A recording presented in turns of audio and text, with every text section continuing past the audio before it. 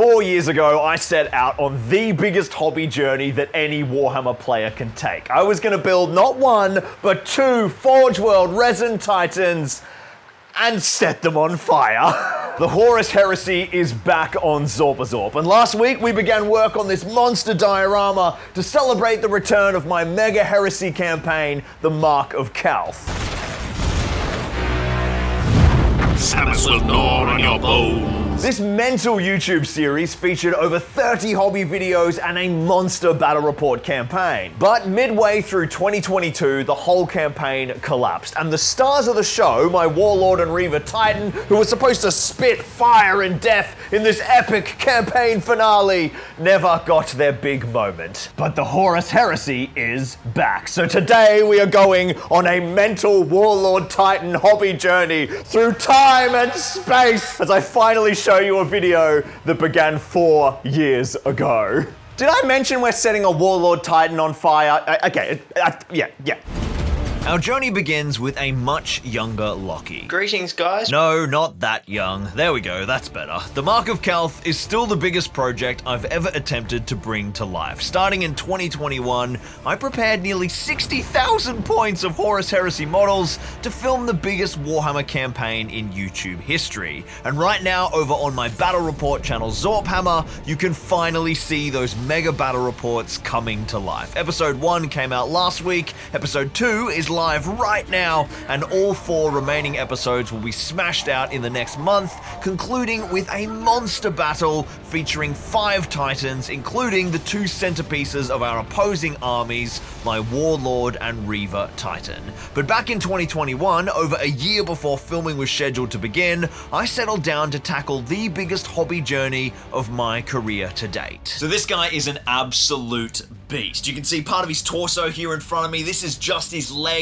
My bench is covered in weapons and armor plates. We're going to be able to melt this guy and burn him and get him ready to be destroyed upon the fields of Calth. Now, fortunately, the hardest part of this build journey, all of that boring initial assembly, was done off camera. I actually bought both my Warlord and Reaver secondhand from my mate Dan, who was happy to clear them off his pile of shame, and he's even going to help me with painting up the Reaver, but this massive Warlord is my task to tackle. While the core chassis is assembled, there is a lot of detail work still to be done, and we'll start at the ground up with these cute little toes. Then we've got the massive armored actuating pistons to join those toes now that those have dried up to the main leg part of the chassis. We've got a really solid foundation. This guy's definitely not going to fall over because I glued him to the table. Hey, success. Oh, that is a strong magnet. I popped on his shouldered mounted laser blasters, each of which is secured with a brass rod through the turret point to create some epic shots like this. Stone the crows, Lockie, that's some big spoilers right there, settle down. Then the dual volcano cannon arms, and look at those monsters.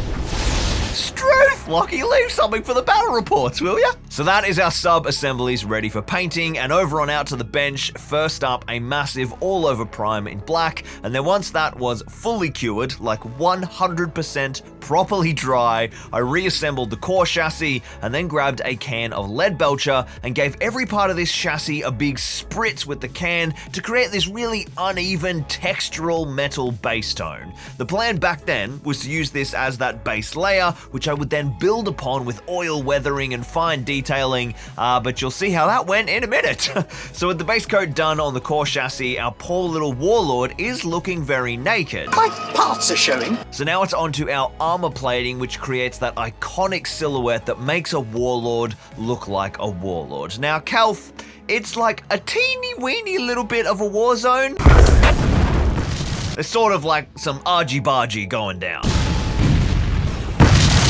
So our poor loyalist Titan isn't in the best shape by the time he's reached the battle of the big finale of the campaign. So we need some battle damage. First I used a Sharpie to mark up the sort of damage I wanted, and then it was time for destruction mode. I started, quite sensibly, with a big old drill, and I put some holes right through the carapace, but then I wanted some damage to look like laser burns or even plate warping beneath conversion beamers, and I decided in all my infinite wisdom, to try and do this with a butane torch on a Forge World resin Titan. Now look, I did this outside, I had fans going, a bucket load of respirators and PPE, but this is resin, and those fumes have got to be intensely toxic. I would not recommend doing this. Hoping for a bit more control, I switched to my heat gun, but I got a kind of pretty similar result, but without the kind of melted, scorched textural changes from the open flame, which gave me some different damage profile options. And then I grabbed my scalpel set and got to work with some much kind of safer, more traditional battle damage carving and chipping, making craters and bullet impacts to accent those two pieces of leg armor, which had been set on fire. I'm actually pretty stoked with how that has turned out. Up next, we're going to try playing with some of these classic shoulder plates. These are those big pieces up the top of the Titan that give it that iconic look. Once again, I set to work with the drill and the scalpels, as well as some snippers to get some really varied kind of impacts, and then I just couldn't resist a few more laser burns with the butane torch. But I cannot stress this enough. Please don't do this at home. This has to be so unsafe. It does look bloody good though, doesn't it? And then I gave the armor plating a big old prime in Chaos Black, and then it was time to try and create the classic marble look that Legio Praesagius are so well known for. Now, back in 2022, by the time I was actually painting this, I didn't have an airbrush, so I had to use the classic dried out baby wipe technique with a white rattle can over that black prime. I mean, what could possibly go wrong? Well, everything, as it turned out. Over the next 4 hours, I experimented with getting the marble look to kind of sit right. The idea here is that the baby wipe is all stretched out and dried, acts as a mask, and a cool kind of marble-like effect is created by the paint spraying inconsistently through the wipe. But no matter how I changed the wipe's position or the size of the tears, I could not consistently get it working with the rattle can. And by at this stage, I was actually this is like a year on, right, from when I'd assembled the Titan, and there was only 24 hours left before I was driving to the airport to collect Ollie from Broadsword Wargaming, who was flying over to film the massive campaign in this massive 10-day block of studio work. And I did not have time to problem solve. I'd left painting the Titan to the last minute because I was so intimidated by it, so I just gave up with most of the marbling and did the rest of the white panels in flat white with the rattle can. Then it was time for the blue, which I created by layering 2 other rattle can blues together, and I'm sort of equally disgusted and madly impressed by this. This is the most expensive model I own, and just the absolute disrespect of slamming on some random blue spray cans from the hardware store. It's like some sort of hobby sacrilege, and yet I didn't have an airbrush, I didn't have time for anything else, but I just got in there and I got it done. And you know what? It totally worked. By blending the 2 random blues together in kind of light passes, I managed to create the right blue color, that kind of Legio Praesagius blue that I needed. I was careful not to oversaturate the model with paint, which, you know, can be tricky. It like squirts out of the rattle can. And far out, I mean, how solid is this thing? The real value of this paint job beyond the marble is the 2-tone scheme. Almost every part of the panels has blue and white, so heaps of masking later, I had the color I needed on this beast of a model to truly capture the Warlord Titan Cascadus killstroke of the Legio Praesagius. Now, the paint job is a huge task, but the real challenge with these massive Titans is assembly. They need to be built so that they're transportable, and of course, posable weapons is just the ultimate fantasy. And all of this is possible with the amazing magnets from the MagnetBaron.com. I've been using magnets from the Magnet Baron for over 4 years. This very Titan was magnetized way back in 2022, and since then, I kind of just magnetized everything. All my Blood Raven vehicles, my Horus Heresy armies. Just last week, I upgraded these laser platforms with new magnets so I could swap out the weapon options. Even scenery projects like my Osgiliath ruins. So if you're about to embark on a new army for the new edition of the Horus Heresy, or any hobby project at all really, you've got to hit up the MagnetBaron.com. MagnetBaron.com have just an outrageous range of magnets that are super powerful and perfect for all your wargaming and hobby needs. Every possible size and shape of magnet you could ever want, and some really brilliant magnet sets for notoriously difficult to magnetize models, like these Imperial Knight magnet kits to quickly and easily magnetize all of your Knight's important weapon options without any drilling or putty work, as well as heaps of mega handy tools like the brilliant Magnicators 2.0, so you'll never glue a magnet in with the wrong polarity ever again. Con from the Magna Baron is an absolute legend, and as certified by this 2022 era Magnetized Titan, he is my longest running sponsor, so support Zorpazorp and get some epic magnets for yourself, and hit up the link in the description. Then the absolute minimum requirement to get this Warlord Titan battle ready is the gold trim. I spent a fair bit of time mixing up the perfect gold. It's quite a unique sort of champagne-y gold tone, and then painstakingly picked out every piece of trim on every armor panel. A massive shout out to my mate Andy from the Zorpazorp Mournival, who donated some extra plates from his own Warlord Titan to this project. He was going to make a Warlord that was like so damaged the plates were blown off in places and then use those as basing materials. But when he heard me dreaming of having like a full undamaged Titan that I could then blow holes in during the game and swap the damaged plates in and out, he jumped at the chance to help. What a massive legend. Now, speaking of massive legends, while I was busy stressing to get every last detail on the 60,000 points of models and all the massive scenery ready for filming, in the weeks leading up to the shoot, my mate Dan from Full Scaled Conflict was setting our second Titan on fire, in a manner of speaking. This is the Legio Certivora, who became known later as the Legio Infernus, or the Fire Masters in the later years of the Great Crusade, and were a lethal weapon for the traitor forces on Calth, turning upon their fellow Titan Legios, the Ultramarines, and the Imperial Army alike, and exacting a bloody toll for the traitors. This Reaver is the Mortis Maxor, who led the charge through Numinous City to respond to the loyalist capture of the Guildhall in the ferocious finale to the Mark of Calth campaign. My mate Dan from Full Scaled Conflict performed his usual paint wizardry on this beast of a model, building up the stunning flame-wreathed paintwork with a series of airbrush masks firing streams of paint past handmade flame stencils that he rotated and positioned to build out the tongues of fire. Varying passes of reds, whites, yellows, and oranges layered together painstakingly, and then by varying the opacity to create filters over bright white flame shapes, he achieved an incredibly realistic flame effect to set our Reaver Titan fully ablaze. Here are my two beautiful babies, 4 years on from the beginning of their journey. The beautiful Mortis Maxor, painted up incredibly by Dan, his Instagram is linked down below, and the Cascadus Killstroke, let's face it, half painted by me. These guys had a bloody battle in the Mark of Calth campaign finale, and they've both been set on fire.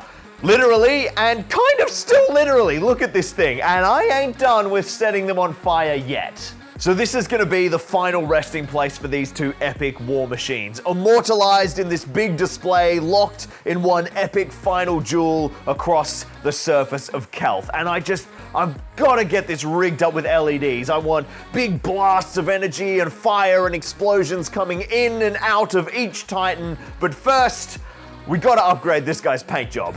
I slapped the Warlord down onto the paint bench and soon realized my first task was pretty damn obvious. The entire section of upper carapace behind the head and beneath the laser blasters is just like inexplicably unpainted. It's just black. All of this should be white and gold, just like the rest of the carapace, but this time I've got an airbrush, so some Liquitex white ink will save the day.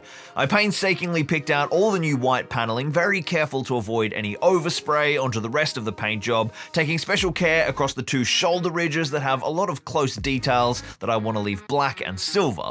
Then we have a bunch of new gold trim, and I'm going to do a little bit of cheating here and apply the base coat with a Sharpie and then build our proper gold layer on top. The first layer with the Sharpie is so fast to put down, the marker picks out all of the trim with ease, and it's much more forgiving to paint our gold onto than the black base coat. Once the gold blend had been mixed up after a few attempts to match that nicely to my original brassy tone, it's just so much easier to apply onto that Sharpie because I don't have to get it kind of perfect everywhere, just enough to make the gold profile read nicely. Well, the Horus Heresy is well and truly back here at Zorpazorp, and I have some mental content planned, from the Black Sands of Isfahan 5 right up to the battlements of the Imperial Palace, not to mention Calth. So if that's getting you excited, it's time to add your name to the Zorpazorp Patreon honor wall. Today I've got 3 new statues up on the Patreon honor wall. Johnny Valentine has this beast retro chaplain sculpt in a mossy stone finish. Daniel Evers has a crusading Mark II legionary with a paragon blade and a Volkite serpenta in a mossy stone finish. And Richard Price has a Mark IV legionary swearing an oath of moment on his power maul while leveling his bolter in a bronze finish. Joining the Patreon is an incredible way to support the channel. It literally just keeps everything together here at Zorpazorp, and you can score yourself your name on a banner or a plaque on the wall, or even a statue like these epic Megazorptrons dedicated in your honor. So if you want to see even more Horus Heresy content, add your name to the Patreon honor wall. Patreon is linked down in the description, and just a massive shout out to all of my Patreons. Thank you so much. None of this would be possible without you. So our base coating stage is finally finished some 3 years later. Now it's time to breathe life into this paint scheme, and we'll keep working on the gold for now with a brown wash. I started with a Seraphim sepia wash, but it was like too reddy orange and started shifting that brassy cold gold into the kind of wrong color space. So I shifted back to essentially a homemade black-brown wash like Agrax Earthshade, which gave our gold life and definition and grime around all the rivets, but it kept the right type of gold tonality. With the gold looking lovely, in comes the real workhorse layer for our blue and white paneling, a big old pass with black oil paint thinned down with white spirits. This is where we really see the advantage of those cheap acrylic enamel rattle cans. The blue and white primes are good enough. They've got such a kind of strong bonding adhesion that I didn't even have to varnish the model before dumping oils all over them, and the white spirits hasn't eaten any of the lower layers. I started gentle with this, like just kind of pin washing into the edges, and then just like gave up any pretense of a delicate approach and slathered it on all of the panel edges, and then got my control back by feathering out and blending the oil out with a second brush loaded with pure thinner. This created amazing recessed details as well as our first layer of grime and weathering all in one big lazy fast layer. Just my kind of painting style these days. Oils, they're just wizardry. We've seen that time and time again here on Zorpazorp. That took barely any time at all, and this thing has just rocketed up another level. That's the carapace, the kind of block out color work at least, all done. We need to put a little bit more life into this under chassis though. It is a simple scheme, but it's kind of flat and dull, so more detail here next. Up first, a big dry brush on all our silver layers with Canoptic Alloy, a lovely silver that has a slight kind of red hue. This just gives those rattle can spritzed silvers a little bit more zest and definition.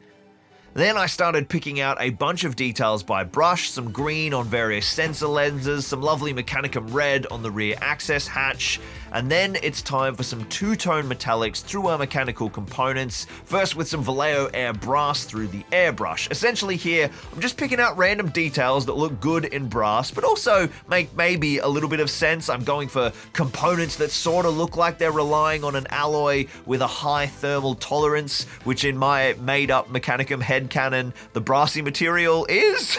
Then a second pass with Vallejo Air Gunmetal, just to spice up the weapon barrels with a kind of deeper, richer silver for a bit more contrast in those highly detailed platforms. Then I grabbed my Magnet Baron pinning kit and attached a bunch of extra details, cabling and shield generators and defensive weapon turrets that I've had separate from the mothership for 4 years. And then grabbed the holy incense of the machine spirit, also known as yet more black oil wash, and slathered it everywhere, paying special attention to our new metallics and anywhere that just kind of needed more contrast or definition.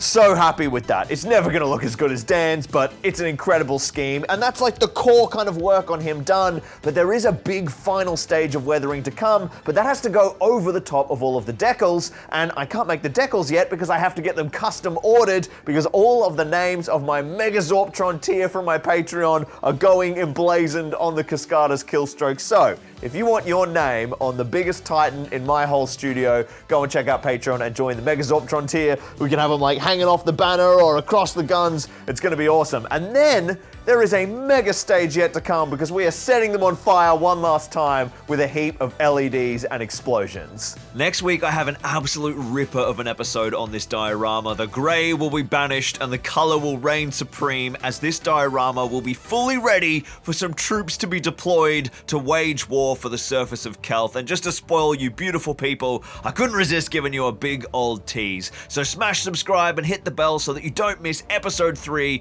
of the Mark of Kelth campaign right here on Zorpazorp. And over the next 2 months, I have 10 videos smashing out in rapid succession on Zorpazorp and Zorphammer, including the first 2 Mark of Kelth battle reports that are live right now over on Zorphammer. So go and make sure you watch those. They just, game 2's so good. We have our first Titan of the campaign. I won't spoil anything, but there are some pretty big explosions. A massive shout out to Benjamin June, Paula Lagner, Pierre Wheeler, Cody Newton, and John Paul Gorchicha, the latest Patreons to score themselves a plaque on the Patreon honor wall. If you would like your name on the Zorpazorp Patreon honor wall, get a plaque, get a statue, you can get on the banners. Go and check out the Patreon link down below to help keep Zorpazorp alive, and I will see you guys very soon indeed in the next episode.